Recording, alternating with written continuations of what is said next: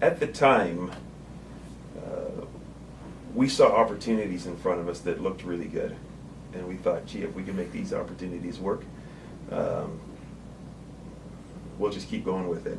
And I guess from a faith perspective, I always believe that things are going to work out. So I haven't typically worried too much about whether it wouldn't work. It was more about how I was going to make it work. So I don't think we gave it a lot of thought at the time. We just had something in front of us to do, and it looked like it was the right thing to do, and we just went with it. Funny enough, when we started the company, the deal that we thought we had when we started the company, we didn't actually have. That deal went sideways, and so we were in a pretty tough situation for a while, but things worked themselves out.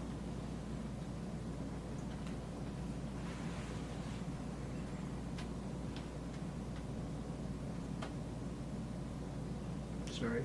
No worries.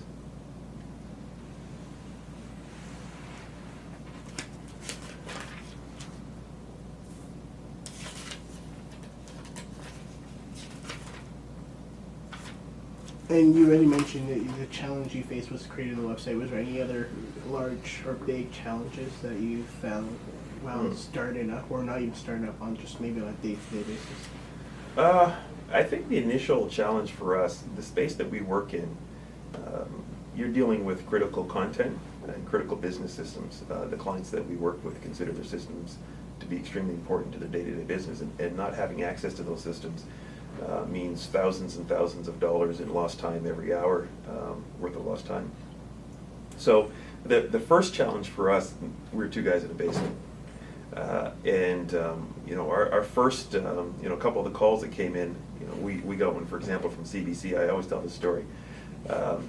And at the time, they called in, and when they called, I picked up the phone. I basically pretended John was in another office somewhere else, and I need to go find him. He was sitting about 10 feet away from me.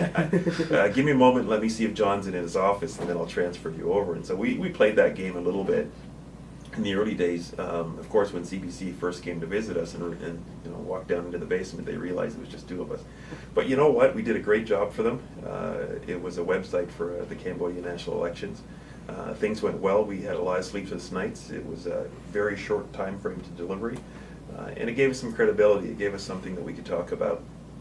The law firms that we were working with initially, there was a time when we thought the company, that was it. We weren't going to make it. That starting deal didn't work out for us, and there didn't seem to be a lot else there. But the first few law firms that we were able to land basically saved our bacon. And when we asked them why they chose us, they said, you know what, you guys needed a chance. You clearly knew what you were talking about in terms of the solutions that you're looking to bring, and how you would help us. And you were passionate and really cared, and we could tell that you were going to care about us as a customer, and so we decided to go with you. And so, going up against larger players at the time, we were able to win because of the perceptions that our clients had of us. And that's something that we continue to do, is to make sure that we build on that perception.